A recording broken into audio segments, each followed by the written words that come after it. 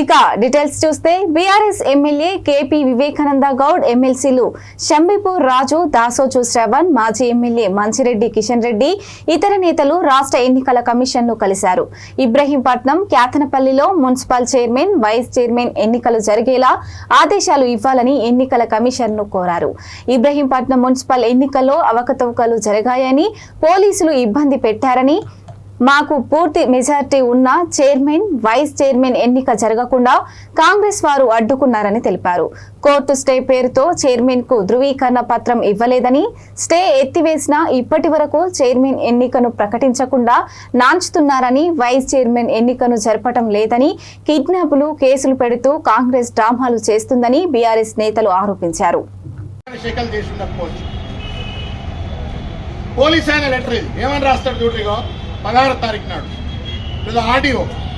ఈ కాపీ కూడా మీకు సర్క్యులేట్ చేస్తాం, మీరు చూడండి కొంచెం మీడియా మిత్రులు లోతుగా. ఇది క్లాసిక్ కేసు. ఇది how manipulatively diluting the model code of conduct, diluting the fair and free elections. పోలీసులు ఎంత దుర్మార్గానికి పాల్పడుతున్నారనడానికి ఇది ఒక నిదర్శనం. ఏం రాస్తాడో ఒకసారి చూడండి. ఇది ఆర్డీఓ, స్టేషన్ హౌస్ ఆఫీసర్. ఆ పెద్ద మనిషి ఏం రాస్తాడంటే, after the declaration of results, 2 separate cases of kidnapping have been reported అని చెప్పని ఆ కిడ్నాపింగ్ సంబంధించిన కేసులు రిపోర్ట్ చేస్తూ, ఎమ్మెల్యే ఎన్నికలు జరిగినప్పుడు రాళ్లు రువ్వుకున్నారు. ఇవాళ ఈ మున్సిపల్ ఎన్నికల సందర్భంగా టీఆర్ఎస్ వాళ్ళు 5,000 మంది ఉన్నారు, కాంగ్రెస్ వాళ్ళు 5,000 మంది ఉన్నారు. లా అండ్ ఆర్డర్ ప్రాబ్లం వస్తుంది కాబట్టి, given the prevailing tension, history of unrest and the potential for further escalation and breach of trust during the chairman and vice chairman election, it is respectfully submitted that conducting the scheduled election at this juncture may not be safe and advisable అని చెప్పారంటారు. అంటే law and order problem ఉంది. వేలాది మంది BRS వాళ్ళు, కాంగ్రెస్ వాళ్ళు ఈ ఎన్నిక కోసం అని చెప్పని టౌన్లో ఉన్నారు.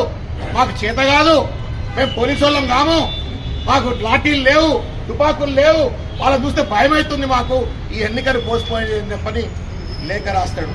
సిగ్గండి ఇది. It's an insult. ఆ సిఐ పేరు ఏం పేరు, రాజు అట, ఆయన వదిలిపెట్టం ఇటువంటి అడ్డమైన శాఖలు చేస్తాం ఇవన్నీ కూడా నాన్ సెన్స్. ఇది ఏసీపీ సిఐ ఇద్దరు వచ్చి ఇంత చేయడం వల్ల ఇది. Who gave you authority to direct the RDO not to conduct election?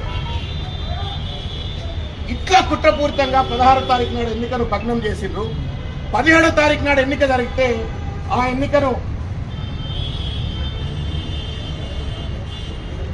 ఎన్నిక జరిగిన తర్వాత కూడా ఇంతవరకు హైకోర్టు ఆర్డర్ ఇచ్చింది. నేను ఇంతకుముందు మీకు చెప్పినట్టుగా 17వ తారీఖు నాడు హైకోర్టు స్టే ఆర్డర్ ఉంది అని చెప్పని జరిగిన ఎన్నికను ఆపించిండ్రు, రిజల్ట్స్ డిక్లేర్ చేయలేదు.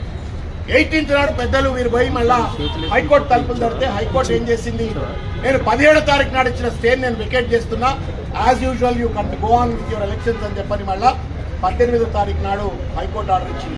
కేవలం అధికారంలో ఉన్నటువంటి ఒక పార్టీకి లబ్ధి చేకూర్చే విధంగా మొత్తం ఎన్నికల యంత్రాంగం, పోలీసులు అంతా కూడా కుమ్మక్క అయిపోయి ఈరోజు మున్సిపల్ ఎన్నికల్లో తెలంగాణ వ్యాప్తంగా ఇవాళ అనేక దాష్టికాలకు, దుర్మార్గాలకు, ఎన్నికల పైన ప్రజలకు కనీస నమ్మకం ఉండకపోయేటువంటి ఒక రీతిలో అత్యంత రౌడీజంతో అత్యంత దుర్మార్గంగా వ్యవహరించారు.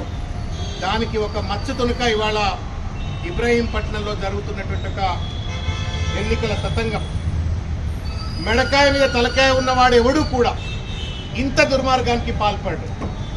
రాజ్యాంగం పైన గౌరవం ఉన్నటువంటి వాళ్ళు, ప్రజాస్వామ్యం పైన గౌరవం ఉన్నటువంటి వాళ్ళు, ఎన్నికలు అనేటువంటివి ప్రజలిచ్చిన తీర్పు, దీన్ని గౌరవించాలా అనేటువంటి